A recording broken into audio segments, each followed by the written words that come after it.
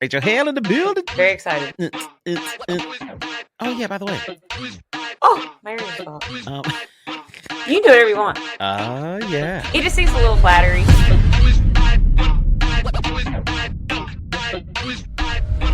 Yes, ladies and gentlemen, and welcome to another episode of the Tombslayer podcast. I'm your host, Khristian Dentley, but that's not how I introduce it. I say that this is the place where we have resurrectional conversations, and indeed, I just made that word up. Today is especially delicious. We are going to have an incredible conversation with a young lady who hails, watch this, from Nashville, Tennessee. She is an American Idol finalist. She is an international recording artist. She is a worshiper of God. She has the kindest heart. Ladies and gentlemen, you are going to love this conversation with my good friend. Please welcome Miss Rachel Hale. Yes. Hi, Khristian. I'm so happy to be here. Thank you for having me. Well, how are you feeling today? I am doing well. It's a beautiful day. We're starting to get cooler temperatures in Nashville, so it feels, more like fall. So it's going very, very well. How are you doing? This fall is my absolute favorite season of the year for a lot of reasons. I got married in the fall. The weather, the temperature changes. I mean, all of those things. And here in Orlando, this is where you get your money's worth for living in Orlando, Florida, because, the summers are hot. It's just ridiculously hot. But when that northern wind comes down for the first time and changes the seasons, it's beautiful until like maybe May or June. So yeah, we're really excited, but I'm more than anything excited to have you on and have a conversation with you. I am very excited to be here. Thank you for having me. Thank you. So listen, the Tombslayer podcast, the whole purpose of this is to encourage people who are believers, who live in a space and operate in a space where they're not really in the four walls, confined to the four walls of the church. You are a wonderful example of what life looks like as a believer in the marketplace. So let's start at the very beginning. Your incredible voice. I love your music. I love what you represent. How did you know that this is what God had for you in your life? So I love that question. I love when people ask me that question. Because I've known since I was about 10 years old. When I was a little girl, I remember I thankfully grew up in church. My mama made sure I was raised in church. And one of the things the pastor would always talk about was using your talents to glorify God. And as a 10-year-old, I wrestled with that. And I remember going home one Sunday after church and being in my bedroom by myself and just praying and asking God, what does that mean? How can I use my talents to glorify you? What am I going to do? And just like that. And out of my mouth as a 10-year-old came, I'm going to sing. And I'm going to bring people to Christ through music. And that is a pretty big epiphany for a 10-year-old to have. But absolutely. I remember running out of my bedroom, going to my parents and saying, hey, I'm going to sing for God and bring people to Christ through music. And I really feel like that's what God told me I'm going to do. And they believed me. My mom and dad believed me. I remember, my mom even talked, I grew up in a town of 3,500 people in Southwest Arkansas, 2 stoplights. We just got our second stoplight not too long ago. I didn't have one for a very long time. So very tiny town. And I remember my mom even, talking to my dad of well, she needs to be in voice lessons if she's going to do this. And my voice teacher, who I had all through American Idol, even for years, was Carmen Tyler. She was at our church the day that my parents were having a little spat of we got to get her in lessons. What are we going to do? We went to church one Sunday shortly after that. And Carmen was there as a guest artist, and she was Miss Louisiana at the time. She just given up her title as Miss Louisiana. She became my vocal coach and just put me on the right trajectory right then. So God really brought people to the church. He aligned my steps, and also he allowed, my parents, he gave my parents faith to believe in what I said and that I actually heard him. And they really got behind that dream and helped steward it. And I'm forever grateful to them as well. Wow. You just used the word steward. I think a lot of people, once we hear that this is something that God has given us, some people take the route of going and honing their craft to make sure that they are really, really good. They've got the skill, they've got the gift and the skill, because I honestly believe there's something that I heard from Miles Monroe years ago, that there's a difference between your gift and your skill. Your gift is what you were born to do. Your skift is what your skill, skift. I said skift. No, this is great. Hey, it's a new word. It's great. Yeah, resurrectional skift. Last night I said, like it. What did I say last night? I said, ocean. I got water funny. and ocean mixed up. It was like, it was across the ocean. Whatever. That's just your boy. Anyway, so he was saying that there's a difference between your gift and your skill. He was saying that your skill is what you're trained to do. Your gift is what you're born to do. So I think there's a lot of people that are training something that's not their gift. But for you, when you expressed that to your parents that you heard God speak, they really poured into making sure that you were skilled in your gift. So for me, I didn't take voice lessons or piano lessons or anything like that or whatever. I just kind of ran with it. But for you, I love the fact that you dove into it deeper. How can what do you say to people that are on the fence? They're like, well, I've got this natural ability, so I don't really feel like I need to pour into it. I disagree with that wholeheartedly. We talk about biblical character, how important that is. That's what, in just daily life. It's the same thing with your talent. It's like you need to have a character around that is in regards to you take care of it, you steward it. It's not, I think there's so many quotes that align with this, but I think, I posted this recently in my Instagram stories, but it's something I believe it's to pray for something and not prepare for it is a form of self-sabotage. Stop. I think you have to say that again. Something God spoke to me. Say that again. Self-sabotage. If you pray for it and you don't prepare, you're sabotaging yourself because you ask for something you're not ready for. And I have chills, but it's true. That's so good. And it's a hard truth, but it's true. And I think that it's very important. We can't just. And what a sad waste, I think, as well. Whenever I meet a lot of singers that are phenomenal, but they don't train. And it really upsets me because I think you could be even more amazing. Yeah. And you're just going to affect so many more people. You owe it to yourself to steward and to train. And one thing I'll speak to as well, there are a lot of people that have financial constraints, right? But there's so many things online. I have taken free online dance classes to get better at dance before, right? And I've taken online all kind of things just to learn. So if there's something that you want to grow in, there is never a limit with God. And there's just not a limit in general with all the things that we have access to now. So I want to encourage everyone, if you have a talent, you have a gift, and you're called to steward that. And there's always a way. That is so good, Rachel. Like, okay, so I'm a preacher, right? Naturally. And as you're talking, I'm thinking about David, God, I say this all the time, who will get you in the room. What determines if you get to stay there. David was skilled with that slingshot. He was not, when he was going to fight Goliath, he wasn't just figuring out how to use this thing. Is it clockwise or counterclockwise? He was skilled with that. When King Saul was vexed with the devil, he wasn't in there playing chopsticks on his lute trying to figure out how does this. He was already skilled. He poured into the gift that he had, and I appreciate you for doing that. And that got you on many, many stages, to include being a finalist on American Idol. Now, what was that experience like? That was phenomenal. It was always a dream. I grew up watching that show, being from a town of 3,500 people, watching people just like me be on that show inspired me to do the same. It gave so many people an opportunity to have a bigger platform and to reach more people with their gift. And so I always wanted to be on American Idol. And I was casted my senior year of college, which was a phenomenal experience. Mariah Carey was a judge my season, Nicki Minaj, Randy Jackson, and Keith Urban. And I grew up listening to, I listened to Keith Urban definitely, but Mariah Carey is the one that I really listened to growing up. I remember being in school and listening to her Hero song like all the time. So I really admired her. Yeah. I admired her voice, her skills, and her hard work. She is a massive work ethic. She is one of the hardest workers in the industry, is what I've heard. And I've seen firsthand that she is a very, very hard worker.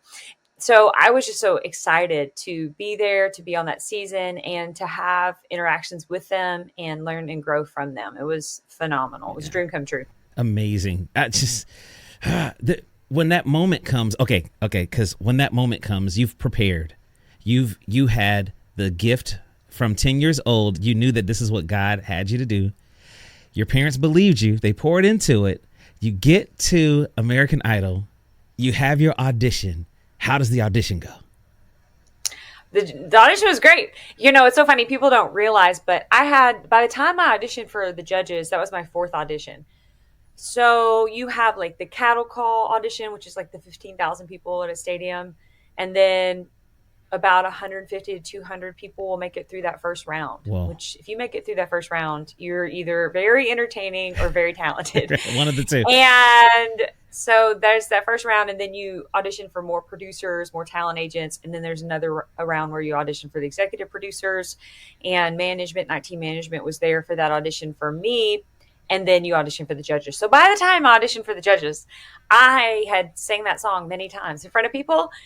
It doesn't mean that you still don't get anxiety or nerves about it, but I was just ready to sing. You're just at the point where you're like, hey, we've done this like so many times. Let's go for it, Yeah. So I was ready. Yeah. I was ready to audition. I was ready to sing. Man, so obviously you got cut. Yes. Okay, so let's talk about, there's a lot of people who, even myself, we prepare for things. We get to the place where the decision is not on us and it's on other people, and we get cut. Talk to me about how that affected your belief in and your stand on what God told you. It's so funny. I'm very blessed because my story's wild. I would always pray before every cut was made. I would be praying like, God, the heart of the king lies in your hands. So turn the judges, towards favor. I pray for favor. And I would be like, I set my eyes not on what was seen, but on what was unseen. 2 Corinthians 14. Was seen. I'd be like, just move the unseen, Lord. Give me favor, put me through. And I'm going to tell you right now, during Hollywood Week, there was a couple rounds that I did not do well in, but I'd be praying and they put me through, And so I knew that prayer. It was powerful. But I was backstage praying so I got cut in Vegas, and ironically enough, the performance was great. The song choice was great. Did this song called Nothing But the Water by Grace Potter. The song is completely a cappella. We put a band arrangement behind it, so it was brand new. It was a new song, basically. It was my whole arrangement that I arranged with a friend, and it was really, really cool. Performance went great. Response was great from the audience. And Billboard at the end of the season ended up ranking it as one of the top moments of the entire season. Whoa. So it really went well, That's great. And I was backstage and I was praying to God. And I had this very dramatic encounter with God where I felt peace just flood my body. And I felt a peaceful hand come over my heart. And the Lord, clear as day, said, Rachel, you've done a great job. You've done everything that I've called you to do, but this is as far as I'm taking you. And this is as far as we're going. And if you pray for this, you're praying against my will. That's what he said, clear as day. You're praying against my will. I'm going to start you over, and I'm going to take you to greater heights than American Idol ever could. And I went out on the stage, and I was the shock of the night, because we have to realize, as powerful as these shows are, there are script writers. There is a way to, encourage ratings and things like that. So I was like last on the totem pole to go out. It was me and one other girl, and I got cut. And it was supposed to be the shock of the night. And it was all over the news. And I think that perhaps maybe the viewers or the producers thought I might react differently, but I left smiling. I didn't cry. I was like, I knew I was getting cut. Like, I didn't know it was, because that encounter I had with God was so wild but so life altering. Like I was like, this is the Lord. Like, this is amazing. And so I wasn't shocked at all. I went right out there and got cut. And then, and I just smiled, thank you guys. And then went home, So I think the biggest thing for me was questions with God of like, why? right? Like, why couldn't I continue on the show that I love with people I loved, experience I loved? What's wrong with that? And how Yeah. are you going to take me to greater heights than American Idol ever could? That was 15 million people, Lord, on television right there that was watching that night. Like, that's a pretty good height, you know? So I'm still on that journey, right? I'm still on that journey as I continue in this career of pursuing this and just trusting the Lord in that, of what does that look like? What does that mean for me? But I found him to be so faithful. I have, and I've had so much fun and so much peace and goodness as I've just trusted Rachel, him. let me tell you why this is so encouraging to me and to the millions of people who are watching this right now. There are a lot of us who have not exercised the muscle of moving with the cloud. When the children of Israel came out of Egypt, God appeared to them as a pillar of fire by night and a pillar of cloud by day. And whenever the cloud moved. They were supposed to move. And whenever the cloud stayed, they were supposed to stay. The problem is, what happens when the cloud stays over a place that we really like? What happens when the cloud stays over a place that has an abundance of all the things that we could ever want? There's a running brook here with fresh water. There's fruit trees. There's enough grass for all of our cattle and just let us. But when the cloud picks up and moves, that can be one of those. But wait a minute, God, because I don't know where you're taking. I know you're taking me to the land that flows with milk and honey. I know that. Mentally, as a mental assent, but I can't see that because some places, frankly, you take us to and we don't like it. It's a hike. We like this place. We're comfortable here. We haven't exercised the muscle of moving with the cloud. We love to be comfortable in the place where we imagine, hey, it's American Idol. Let me win American Idol. How many millions of people can I tell about you? But we have to remember that his ways are not our ways and his thoughts are not our thoughts. There's a way that seems right to a man, according to the scripture, but the end thereof is destruction. We don't know what it looks like if we were to stay in a comfortable place when he's moved. Do you know? So I applaud you for accepting God's will, accepting God's grace. It's not easy, though. It's not easy. Did you ever struggle? Do you still now struggle with, like, okay, I did what you called me to do, and it doesn't look like what you said I was going to have? I think that yes and no, because I'm going to be honest. I think sometimes we can be extra saved and be like, yes, I still struggle, and that might not be true. You know what I mean? Like, be honest about it. I got to tell you, like, I think I deal with patience issues where I'm like, Lord, we're exercising for the Spirit. I trust him, you know? But the other thing is I have this other belief, and it is that I'm a part of a body. Yes. And it's not all about me. And I really know that. And I look at Moses. He never entered the promised land. He saw it, but he helped get the body there. And so for me, greater heights, I'm allowing him to determine what that looks like. It doesn't have to be as big as, you know, whoever, right? Or have as big of a career, because Mary, the mother of Jesus, served a great purpose, just being a mom, right? And so I think I'm very aware that I'm part of a body, that I do play a role, but I want to be rooted in the fact that my home is not here, that it is in a heavenly place, that I do have a mansion in glory, that when that he rewards me there, you know, and when I do something for him here, my reward is there, not here. And so that I can do what you said, follow that cloud, so that I don't get so attached to a great thing that I love it more than I love him. I don't want to live that way. And I try to really guard my heart against that. So it's not that it's not difficult, but it's not difficult maybe in the way that someone might assume. It's more it's more of a patience thing of like, well, what's that going to look like? Are we there yet? I don't think yet. This ain't the greater height. It might be. I don't know. You know, you know. So there's a striving. There's still in a holy striving is what I call it. But there is still a hustle in me to keep going and to partner with him of like, what are you building? I want to build with you. Yeah. But patience would be the fruit that I continue to make sure I'm producing. I love because that. I need the Lord for that one. I love that. And as you're talking, I'm thinking about one of the apostles who went to this city, and he was working all kind of miracles after Jesus had risen from the dead and it ascended to the Father, and he's in the city and spreading the gospel and all this other kind of stuff, and it was like a revival service, and every day it was amazing. Then God says, yo, I want you to go and I want you to join yourself to this Ethiopian eunuch. I'm like,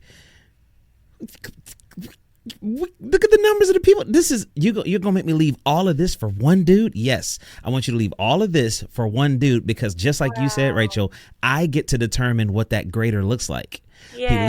He leaves that amazing encounter in this city where there's amazing miracles happening, goes and sees this Ethiopian eunuch talking, reading the scripture, helps him to understand it, baptizes him, and that Ethiopian eunuch was responsible for taking the gospel of Jesus Christ to the continent of Africa. Phenomenal. So if we would just stay where we are and when things are amazing, and think, we have to remember that God's ways are not ours. What he's the one who takes the foolish things and confounds the wise. He's the one that turns the world upside down for our benefit and for our good, according to his purpose. So it's if we're here and we exist to please him, if we are here and we exist to honor him, then we can't make the goal bigger than the one who assigned us, because we sometimes don't know what the goal is. Say that! That's so good! We cannot make the goal bigger than the one who assigned us. That needs to be a bumper sticker. Yeah.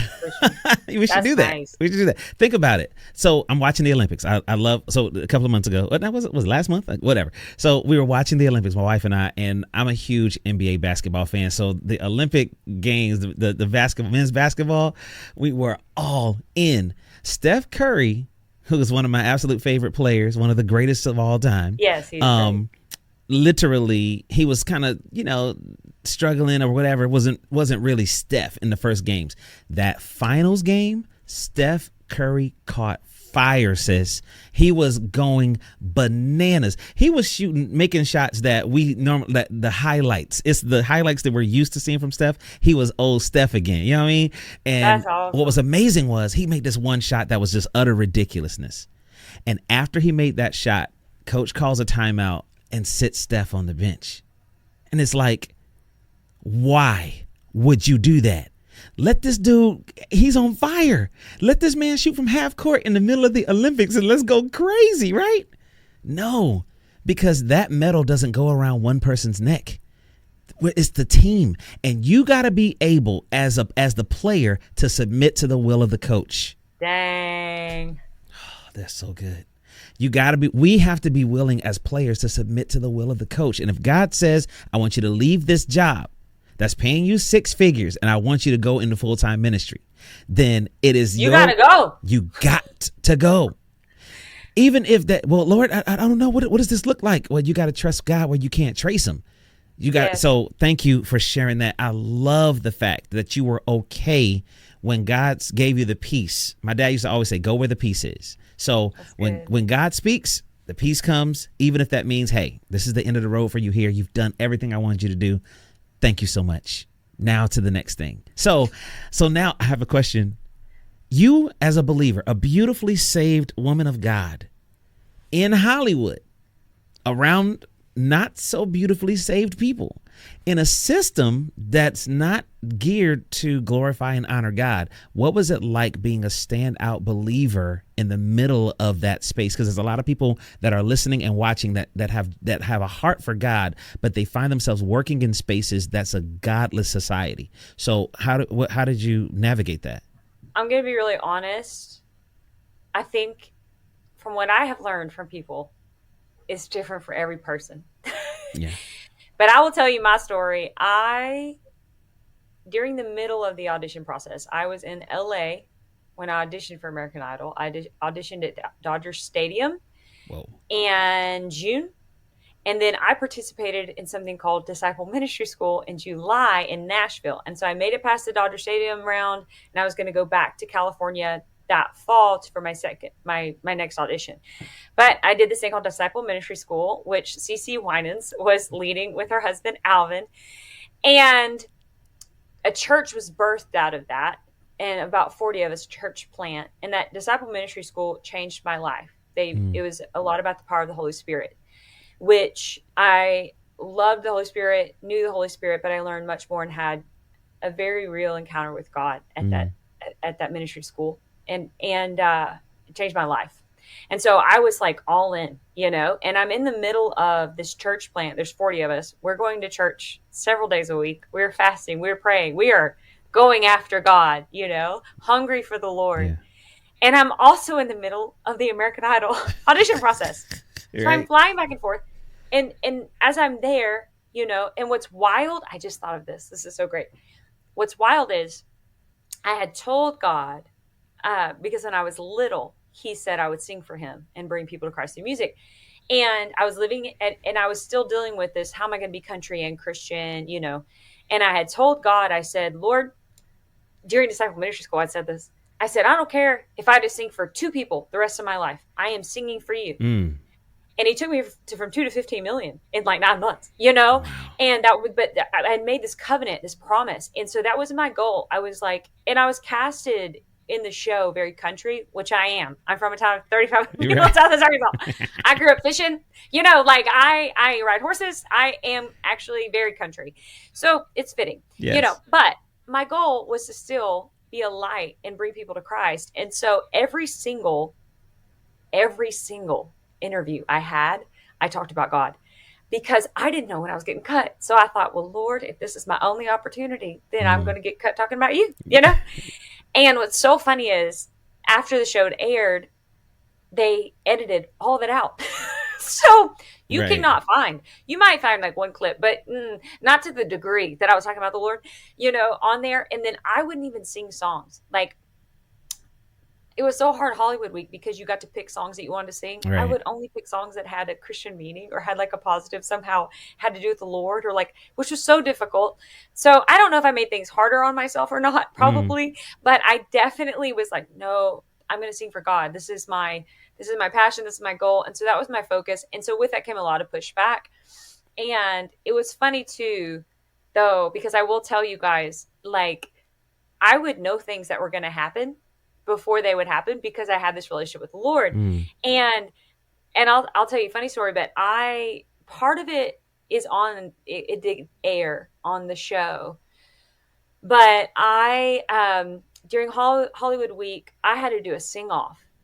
And so I had done one of the rounds and it didn't go as planned. It wasn't great performance on my end. You only got like 2 hours sleep. So it just wasn't the best. And I made it through the round though. Like, I didn't get cut. They're like, you're through to the next round. And the Lord said, you're going to have to do a sing off. You're going to have to sing off today. So I just like, very young, very new in the Lord, very zealous and very young. I was telling everybody, like all my friends there, I'm going to have to sing off today. I'm going to have to do a sing off. I got to figure out what song I'm going to sing because I don't have to do a sing off. No filter, right? That might be why the Lord said this is the end. We're going to work on the filter part. But here I am telling the story. So I guess the filter's still not there. So we're still working on that part. But I was telling people, I was going around telling people like, hey, I'm going to have to do a sing off. And all my friends were like, Rachel, you made it through. What are you talking about? And by golly, the end of all of the day of that round, one of the producers comes in and goes, friends, we're going to make another cut. We're going to do a sing-off. We'll announce who it is that has to do the sing-off when we get on the stage. So we all had to go up on the stage. And sure enough, I go up there and it's me. But here was the trick. They were like, you have to sing the song that you sang earlier or your group song. And both of those were not my best song. So I thought, I'm going to ask the judges, if I can sing a different song. So, because I knew I'm going to have to do a sing off. And sure enough, Rachel, Hale, you're going to have to do a sing off. There's only 3 or 4 people that had to do a sing off out of all of us. Wow.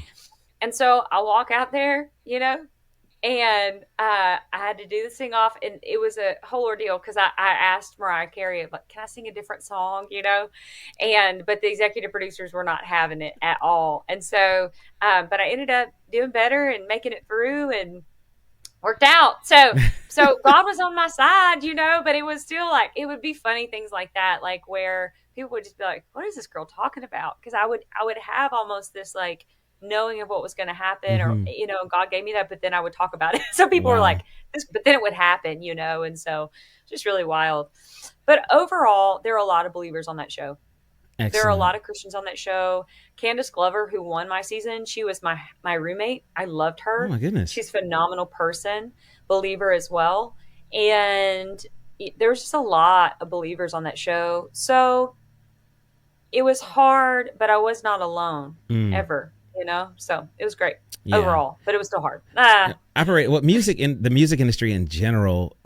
Just I mean, it's a business. It's called the music business. You know, Yes, and it it is is. definitely a business, and sometimes it's very, very difficult. There are times where we are called to make definitive stands for what we believe, even if it means missing out on something that might be others might consider a good thing. I had a situation where somebody wanted to buy me a grand piano, right? But this person who wanted to buy me this piano, it does not believe in God, right? And whatever, God can move on the hearts of men and all those kinds of. I That's get that right. for sure. But he made it a point to say, just so you know, this is coming from me, not from God. Now, when he said that kind of switches it up a little bit. Because I'm not going to be able to now. The Bible says every good and perfect gift comes from the Lord, comes from above, right? So if you're giving me a gift with a contingency to make sure that you assert that this is not from God, it's from me. For me to accept that is for me to have something that God doesn't want me to have. Even though I would have loved to have that piano at the crib. But you got to be. Did you say no to him? Did you just like, I'm so sorry, I can't have this. I can't take it. The way that God worked it out was almost like God sabotaged that thing completely. Because I'm gonna be completely honest, I didn't just That's great. immediately say, I love when God fixes it for us. "Oh, the sabotage." Because I have had that happen a lot. Where I'm like, oh, it's the Lord's will. I'm praying. And it's like, Nope, it's actually not. You were sweet and naive, Rachel. Yeah, that's what I was. I was sweet and naive. That's exactly what I was like. Oh, innocent, and that's okay. But God protects. God protects us. Yes, that's why He calls us sheep. You're exactly right. Because and all like sheep, we have gone astray. And I went astray on that one. I was like, yeah, that's what's up. Here's the address. Yes. The way that God sabotaged it was so beautiful. And so God, it was kind of like, remember Joseph? You remember Joseph in the Bible when he had the dream that he was going to be like, the sun and the moon, the stars bowing down and all sorts of kinds of all of this. And he tells his brothers, a lot of people give Joseph a bad rap. He's like, man, you should have kept your mouth shut and then they wouldn't have beat you up and threw you in a pit and sold you into slavery. Right. But God used that to actually bring about what the dream was. The thing. He used that to bring about the thing. So God used me and my own Twitter fingers, pretty much, but texting fingers, to sabotage the whole thing. And after it was done and the guy changed his mind, God said to me, now, let's go back. Where does every good and perfect gift come from? I said, it comes from you. So why would you receive something that somebody specifically says, this ain't for me? I'm like, oh, you're right. My bad. My bad. He said, you can't put the accursed thing in your house. You can't do it. That's real. It is so real. Talk about it, Rachel. Something else, too, that I will say, because I feel led. I am pretty darn good with boundaries as well in regards to when I am on the road and like with shows and things of that nature, and how late I stay out, when I'm in my room by, who I'm hanging out with, who I'm not hanging out with. I love everybody. I'm friendly with everyone, but I am good about that. Those are things I've had to learn. But now at this point in my career, I didn't do everything perfectly. Even on Idol, I was figuring out like, oh, okay, maybe this person isn't actually my friend, but at this point I am very good with, nope, we're in the room by this hour. Nope, we're not going there. This is a job, So I think too, that's something that people who maybe are watching, who are artists, might need to hear, especially, both genders, but women. I think that being, wise as a serpent, innocent as a dove, will really help sustain you in this industry. And I just want to encourage anyone who's watching that, just to know that those are great things to have, good boundaries. Oh man, absolutely. When you're on the road as a musician in entertainment, any field really. I was going to say any field, because the enemy, like a roaring lion, seeks whom he may devour. That's right. It's we got to make sure we're not a part of those people that he may devour, because he's searching, he's lurking to see where you're going to compromise, where you're going to bend a little bit. Are you going to stand firm in this? Is this a absolute, or is this a, kind of da. And it can be in any genre, any industry, any workplace, any relationship. So we got to make sure that we fortify our boundaries. And I appreciate you. That's men and women. I really, really appreciate you for saying that, man. This is.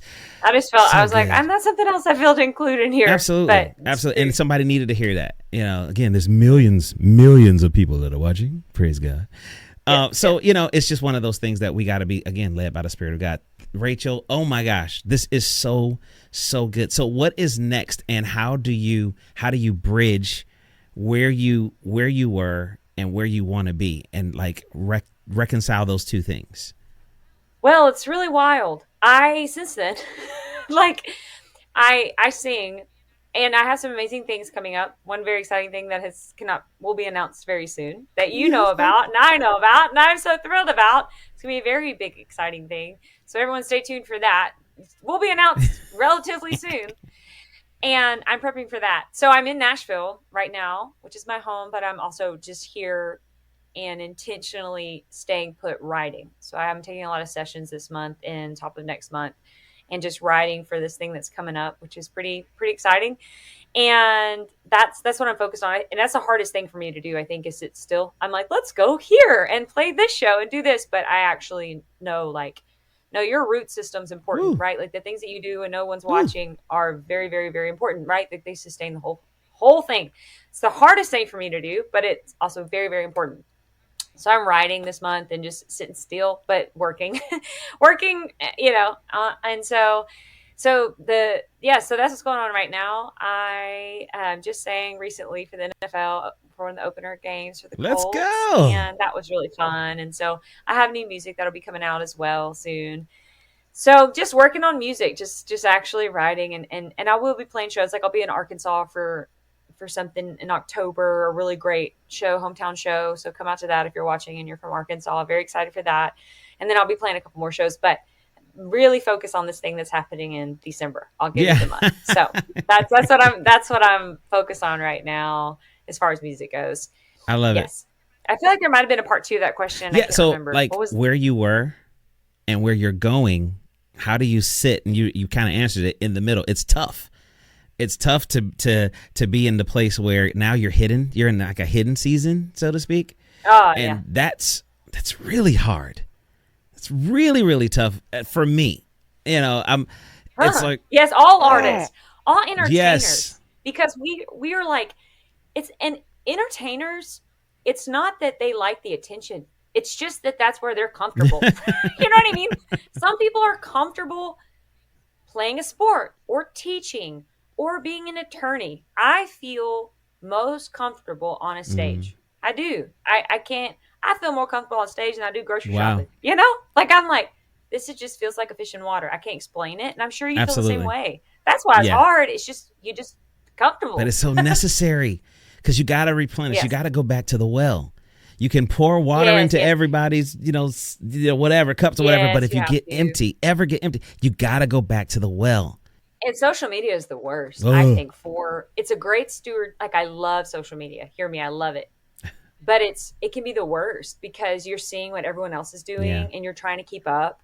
And the thing is, we're all built differently, even as artists. There are some artists who are phenomenal, but they were, maybe they dealt with abuse, not abuse, but substance abuse disorders, whether it's alcoholism, drugs, whatever. And they come out of that lifestyle. Most of those artists can't tour the same at that point. Wow. Their tours look different, right? And so I think just knowing what works I know an artist who never dealt with substance abuse, but he is a huge artist, but his longest tour was 6 weeks. That's as long as he'll go. And he has had a massive career, but he'll keep these small stints. And that's how he had to build his life. And that's how he did it. And he's had a massive career. Then there's artists that are on the road 13 months out of the year. And so you just kind of got to figure out what works for you. But yes, the replenishing is very, very important. Man, so good. But I hate it. I hate it. I'm like, this is all we're going to do. We're just going to sit right here in this town. And I love this town, but we're not, this is here. We're here. Okay, we're going to go home and just go to bed. Okay, that's all. God knows we need that. Okay, right. Just like, this feels very boring to me. Really I does. had a friend, because I'm in this season, and it feels like I'm listening to that. I was reading that book, Atomic Habits. Have you ever read that I book? haven't. I haven't. It's a great book. But it one of the things is the key to success is falling in love with the ordinary and the boring. Basically, it's like he teaches a lot about structure and to accomplish a goal, just things of that nature. But it might feel like a really boring life, but it can just like produce this like amazing fruit, which is true. So I was telling one of my friends, I was like, I'm just falling in love with the boring. I just love the boring things. And he was like, Rachel, your life is not boring. Your life is not boring. And I was like, you don't think so? Right? Like, okay, that's good. Good to know, because I feel like, but yes, but it can feel you just when you don't get to travel. I love traveling and singing. Anyways, but it's listen, hard but necessary. Oh, I celebrate you because you're such a light. You are such a light for God's way of doing it.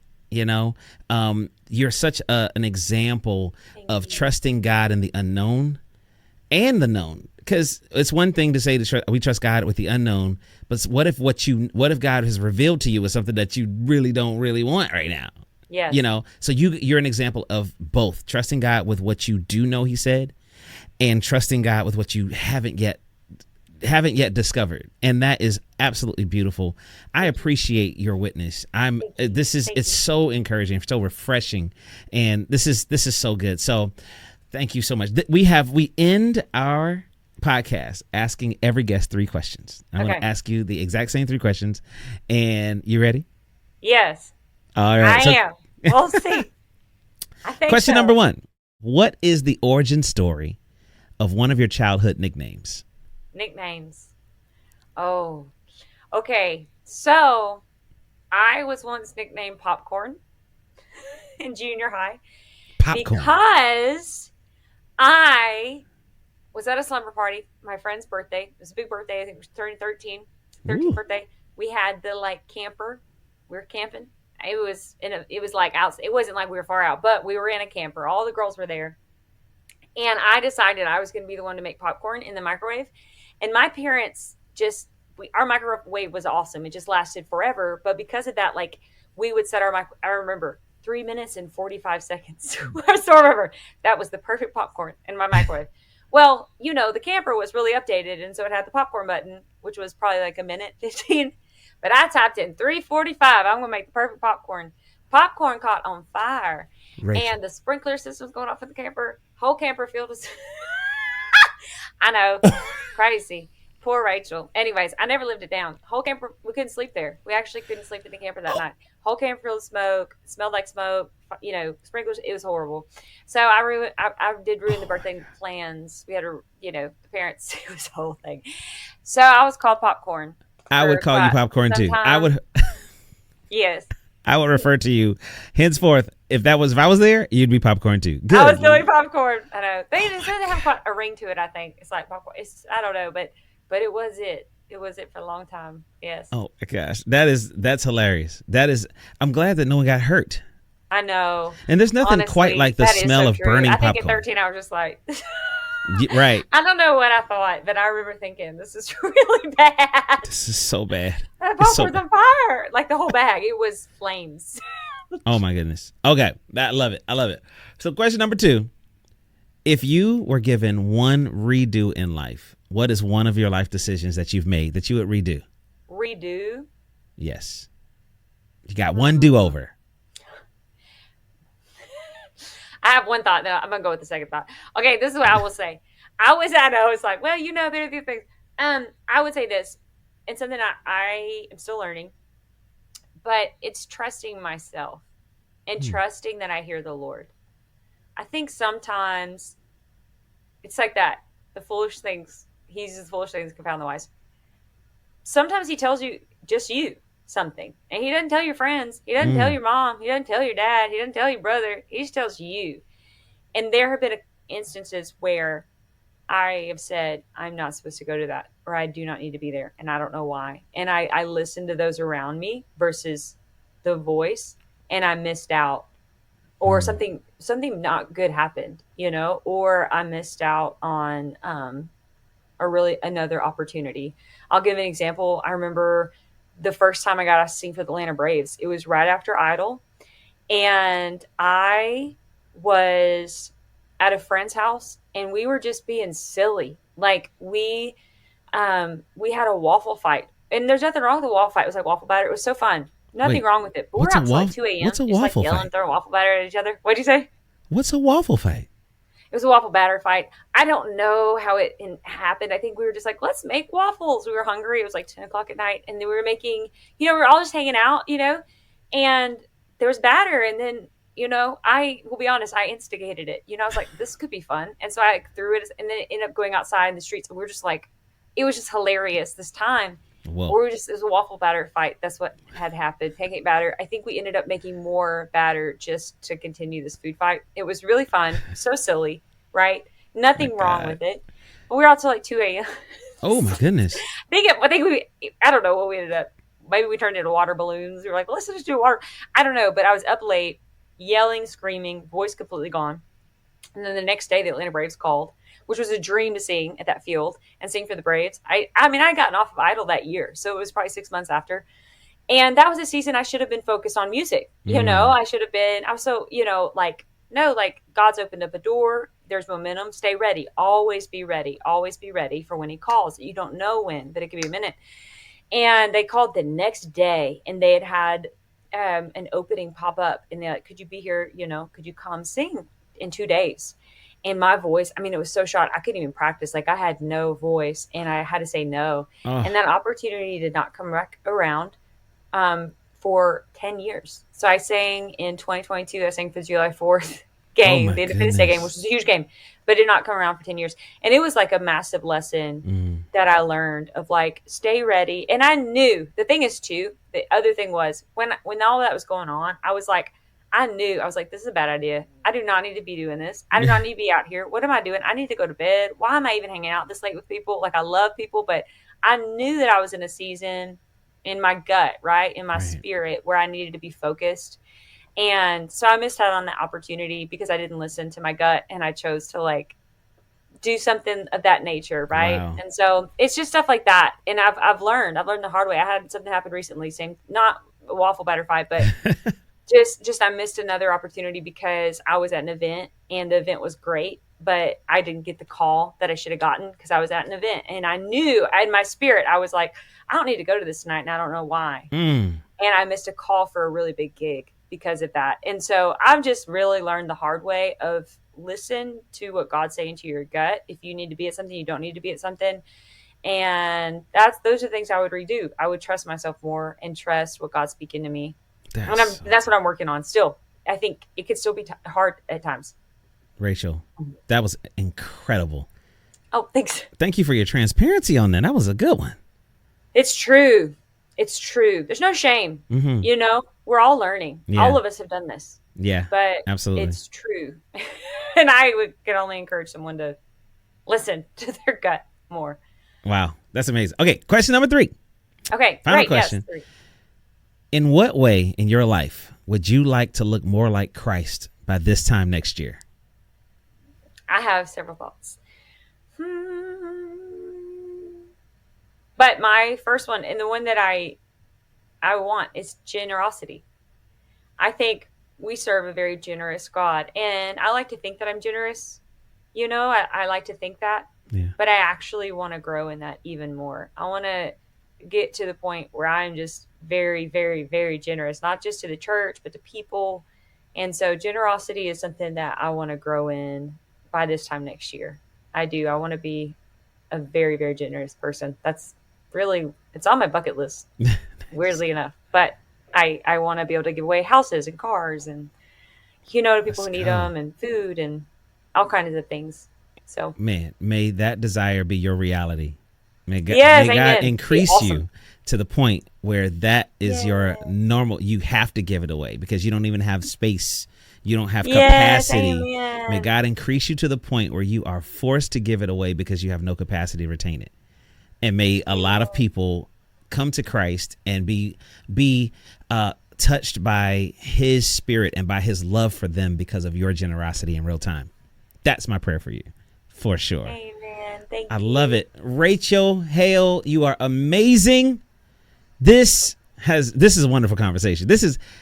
I can hardly wait to come to Nashville. So much fun. Yeah, I got to come to Nashville so we can hang and get some I know, I cannot wait. I'm so excited. Yes, have some waffles that somebody actually makes in a restaurant, like the Pancake Pantry or something. In a restaurant. Like that. Yes.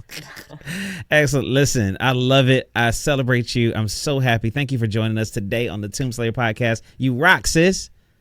Thank you for having me. Thank you for listening, all of my new friends, and cannot wait to reconnect with y'all soon. That's what's up. Bye, friends. All right, good people, listen up now. If you enjoyed that episode, trust me, there's a lot more where that came from. So make sure you subscribe to Tombslayer YouTube page, because you don't want to miss one of these conversations. You don't want to miss this sweet, sweet hat game either now.